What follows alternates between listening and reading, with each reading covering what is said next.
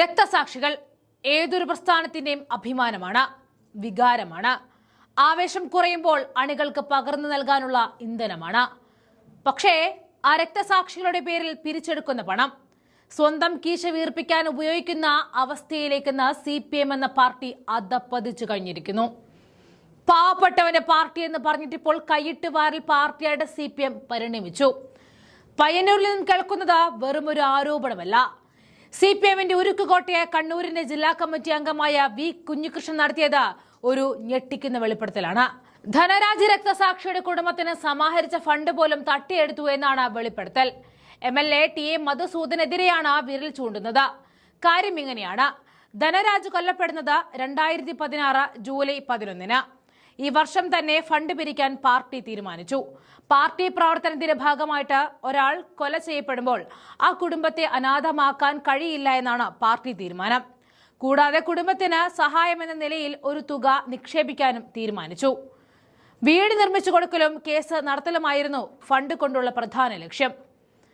2017 December 8-9 തീയതികളിൽ നടന്ന area സമ്മേളന വേദിയിൽ വരവ് ചിലവ് കണക്കുകൾ അവതരിപ്പിച്ചു.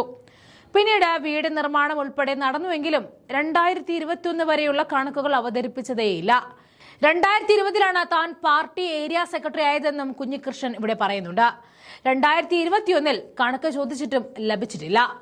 2021 സമ്മേളനത്തിന് തൊട്ടു മുൻപ് കണക്കുകൾ അവതരിപ്പിച്ചു. നിയമസഭാ സമ്മേളനത്തിന് മുമ്പുള്ള കണക്ക് ഓഡിറ്റ് ചെയ്യാൻ തന്നെ ഏൽപ്പിച്ചു. അതിൽ വിചിത്രമായ കണക്കുകളാണ് കാണാൻ കഴിഞ്ഞത്. ഈ സാഹചര്യത്തിലാണ് ധൻരാജ് ഫണ്ട് പരിശോധിക്കുന്നത്. 2017 വരവിൽ 10 ലക്ഷത്തിലേറെ തുക ചെലവാണെന്ന് കണ്ടെത്തി. 1 കോടി രൂപയോളമാണ് പിരിച്ചിരുന്നത്. വീട് നിർമ്മാണത്തിന്റെ കണക്കുകൾ പരിശോധിച്ചപ്പോഴും ക്രമക്കേട് കണ്ടെത്തിയെന്നും കുഞ്ഞികൃഷ്ണൻ ഇവിടെ വെളിപ്പെടുത്തുന്നു.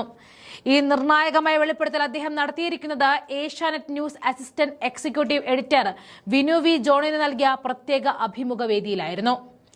താഴെത്തട്ടിലാണികൾ വേലുകൊണ്ട് പിരിക്കുന്ന ഓരോ രൂപയും ചെന്നു ചേരുന്നത് ചില നേതാക്കന്മാരുടെ അക്കൗണ്ടുകളിലാണെങ്കിൽ ആ പ്രസ്ഥാനം അതിന്റെ അന്ത്യത്തിലേക്ക് നടക്കുകയാണ്. ഇനി കേരള രാഷ്ട്രീയം കാണാൻ പോകുന്നത് മറ്റൊരു മാറ്റത്തിനാണ്. ഈ ആരോപണം ഉന്നയിച്ച ആളെ CPM പതിയെ ശ്വാസം മുട്ടിക്കും. അവസാനം ഗത്യന്തരമില്ലാതെ അദ്ദേഹം പാർട്ടി വിട്ട് ഇറങ്ങേണ്ടി വരികയും ചെയ്യും. ഈ സമയം കൃത്യമായി ഉപയോഗിച്ചാൽ കോൺഗ്രസിന് കൊള്ളാം.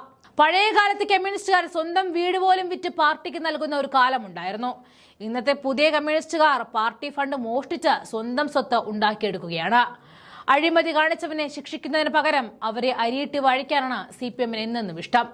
MLA TA മധുസൂദന്റെ നേതൃത്വത്തിൽ നടന്ന ഈ തീവട്ടിക്കൊള്ള വിപ്ലവമാണോ അതോ വെറും പകൽ കൊള്ളയാണോ എന്ന് രക്തസാക്ഷികളാകാൻ ഒരുങ്ങുന്നവർ ഒന്ന് ഓർത്തോളൂ.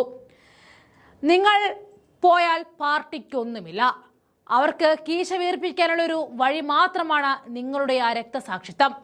നിങ്ങൾ പോയാൽ നഷ്ടം നിങ്ങളുടെ കുടുംബത്തിന് മാത്രമാണ് എന്ന് ഓർക്കേണ്ടതുണ്ട്.